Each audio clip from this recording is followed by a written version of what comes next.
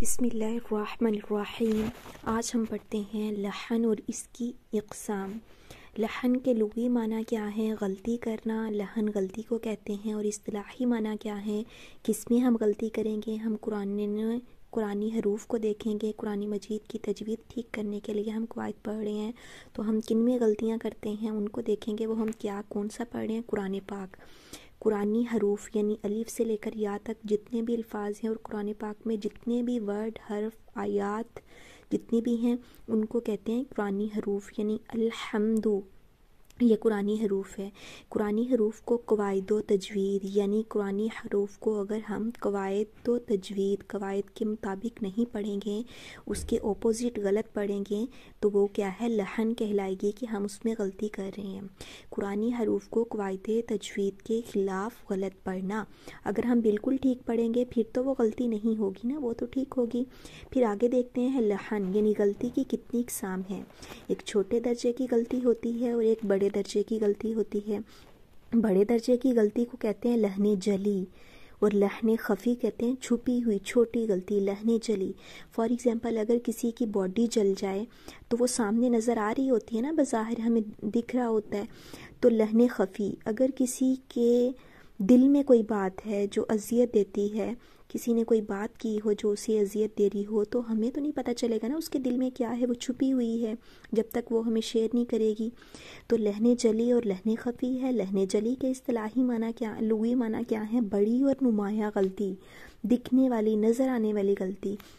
اور اصطلاحی معنی کیا ہے؟ مخارج یعنی نکلنے کی جگہ، ہمارے جو الفاظ ہیں الف سے لے کر یا تک جو ہمارے حروف نکلتے ہیں، تا زبان کی نوک کہاں لگے تو تا ادا ہوتا ہے، جیم زبان کا درمیان کہاں لگے تو جیم ادا ہوتا ہے، تو یہ مخارج ہوتی ہے۔ صفات مطلب کس کو موٹا پڑھنا، کس کو باریک پڑھنا، کس کو ہلانا، کس کو نہ ہلانا۔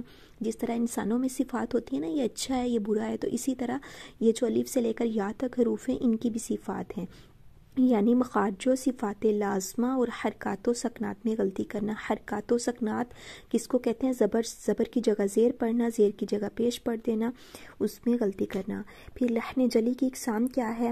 کتنی ہے؟ ٹوٹل 5 ہیں۔ پہلی کیا ہے؟ ایک حرف کو دوسرے حرف سے بدل دینا، یعنی اگر الحمد میں ہا ہے تو اس کی جگہ الحمد پڑھ دینا۔ دیکھیں الحمد اور الحمد پڑھنے کا فرق ہے، جس سے اس سے ٹوٹل جو ہے معنی چینج ہو جاتا ہے۔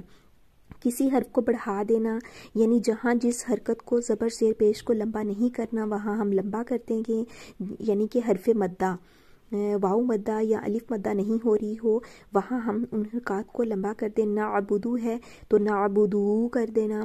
کسی حرف کو کم کر دینا، یعنی یا پہ حرف مدہ ہو رہی ہے، الف خالی سے پہلے زبر آ رہا ہے، تو ادھر کیا ہے؟ کا پڑھ دینا، یعنی اس کو سکپ کر دینا۔ حرکات و سکنات کو ایک دوسرے کی جگہ پڑھنا، یعنی جہاں زبر ہے اس پہ پیش پڑھ دینا اور پیش کی جگہ زبر پڑھ دینا۔ انعمتا ہے تو اس کو انعمتو پڑھ دینا۔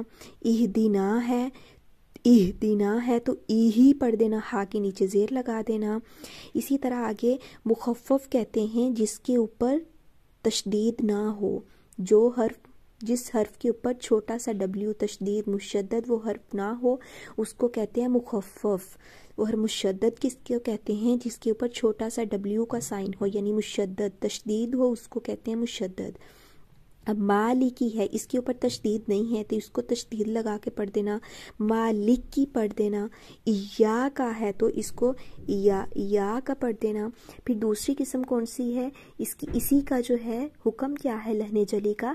یہ حرام غلطی ہے، کیونکہ تلاوت قرآن میں ایسی غلطی بسا اوقات گناہ کبیرہ کا سبب بنتی ہے، تو اس سے بچنے کے لیے ہمیں یہ دعا پڑھنی چاہیے، اللہم احفظنا من ذالک۔ پھر دوسری اقسام کون سی ہے؟ لحن خفی، چھپی ہوئی غلطی۔ اس کا تعلق قواعد کے ساتھ ہے۔ جب تک ہم قواعد نہیں پڑھیں گے تو ہمیں ان غلطیوں کی سمجھ نہیں لگے گی کہ ہم کہاں کون سی غلطی کر رہے ہیں۔ لحن جلی کر رہے ہیں تو وہ تو سامنے زبر زیر پیش ہے تو وہ ہمیں پتہ چل جائے گا۔ لحن خفی جب تک ہم قواعد نہیں پڑھیں گے تو ہمیں پتہ نہیں چلے گا لحن خفی ہے یا لحن جلی ہے۔ لحن خفی کے لغوی معنی چھوٹی اور پوشیدہ غلطی۔ اصطلاحی معنی کیا ہے؟ تحسین حروف، یعنی خوبصورتی، جو قواعد جو ہوتے ہیں خوبصورتی پیدا کرتے ہیں الفاظوں میں، یعنی اخفا، اخفا کر دینا، کلکلا کر دینا، غنہ کر دینا۔ اب دیکھیں اگر ہم سمپلی پڑھ رہے ہیں یعنی ان کا، تو اگر ہم اس پہ غنہ کریں گے تو وہ خوبصورتی آئے گی نا، ان، ٹھیک ہے۔ اگر انزل لفظ ہے، ورڈ ہے، تو ہم اس کو کیا کریں، انزل، اس پہ قواعد جو اخفا کا ہے وہ اپلائی کریں تو وہ خوبصورتی پیدا ہوگی۔ یعنی تحسین حروف سے تعلق رکھنے والی صفات میں کمی بیشی کر دینا۔ ترقیق کا مطلب ہے باریک الفاظ پڑھنا۔ تفخیم کا مطلب ہے موٹا پڑھے جانے والے الفاظ۔ اخفا، ادغام، اقلاب اور مد جہاں ہو رہی ہو، جس ورڈ کو لمبا کرنا ہو اس کو ہم سکپ کر دیں۔ ان کا حکم کیا ہے لحن خفی کا؟ یہ مکروہ ہے، لیکن اس سے بھی بچنا ہمیں ضروری ہے تاکہ تلاوت قرآن کی عبادت کو کامل صحت کے ساتھ بجا لایا جا سکے۔ یعنی کہ ہم نے ان دونوں غلطیوں سے بچنا ہے، لحن جلی اور لحن خفی سے۔